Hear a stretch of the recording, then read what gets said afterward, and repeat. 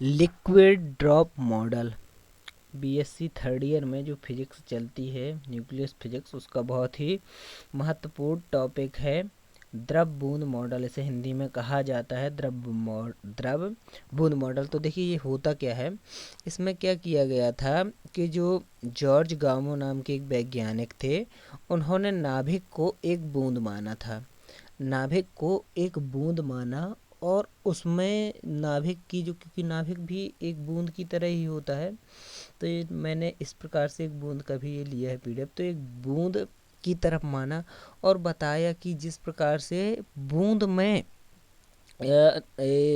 Quality होती हैं उसी प्रकार से नाभिक में भी होती हैं। जैसे बूंद को दो टुकड़ों में ऐसे कर दिया जाता है, मतलब तोड़ दिया जाता है, तो वो अलग हो जाते हैं, डंबलाकार आकृति में मुड़ जाती है, शेप में बन जाती है, उसमें द्रव्यमान बराबर होते हैं। तो इस प्रकार से बंधन ऊर्जा होती है, बल होती है, उसके बारे में बताया, और बताया कि किस प्रकार से नाभिक बिहेव करता है। तो जो नाभिक का द्रव्यमान होता है उसके बारे में इसके द्वारा बताया गया द्रव बूंद मॉडल के द्वारा।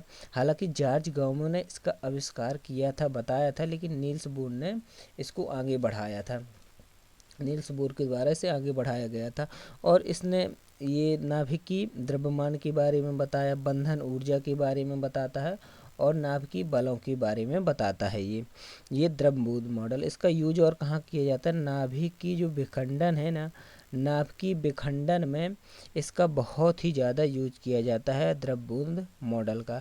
हालांकि ये फैल रहा था कुछ चीज़ों के लिए, फिर नए मॉडल भी नाभिक के दिए गए थे जिनको अपन आगे पढ़ेंगे।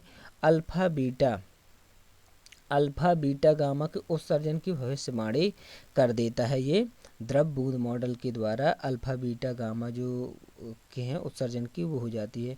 इसके अलावा जो बंधन ऊर्जा, नाभिक की बंधन ऊर्जा के बारे में यही बताता है, नाभिक के द्रव्यमान के बारे में बताता है, और नाभिक की बलों के बारे में बताता है। सो इस प्रकार से ये जो लिक्विड ड्रॉप मॉडल है वो अपना होता है। थोड़ा इसके नोट देख लेते हैं किस प्रकार से आपको लिखना है पेपरों में। द्रव बूंद मॉडल इसे कहा जाता है हिंदी में, क्योंकि मैं हिंदी के नोट प्रोवाइड कर रहा हूँ तो मैं हिंदी में लिखा है इसको, ठीक है। जॉर्ज गामो ने लिक्विड ड्रॉप मॉडल का सुझाव दिया था, जिसे नील्स बोर और व्हीकर ने विकसित किया, ये अपने को लिखना है। इस मॉडल में नाभिक को बूंद के समान माना जाता है, और यह मॉडल नाभिक के द्रव्यमान, बंधन ऊर्जा और नाभिकीय बलों के बारे में बताता है। ये अपने को लिख देना है, फिर इसको उपयोग लिख देना है, ठीक है। क्या लिखना है कि नाभिकीय विखंडन को समझाने में इसका उपयोग किया जाता है। रेडियोधर्मिता में अल्फा बीटा गामा जो किरणें उत्सर्जित होते हैं उसकी भविष्यवाणी करने में किया जाता है। नाभिक के परमाणु का द्रव्यमान सटीक अनुमान लगाने में किया जाता है कि इतना इसका द्रव्यमान हो सकता है इस परमाणु के नाभिक का। नाभिक की बंधन ऊर्जा का अनुमान लगाने में भी द्रव बूंद मॉडल का उपयोग किया जाता है।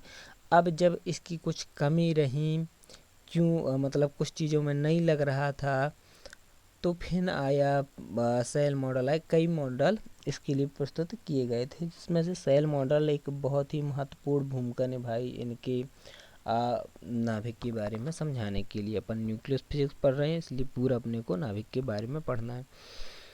तो बने रहिए मेरे साथ, मैं बनाऊंगा इसकी प्लेलिस्ट पूरी न्यूक्लियस फिजिक्स की। ये आईएमपी क्वेश्चन था, और ये क्वेश्चन बनेगा कैसे, इस प्रकार से आएगा।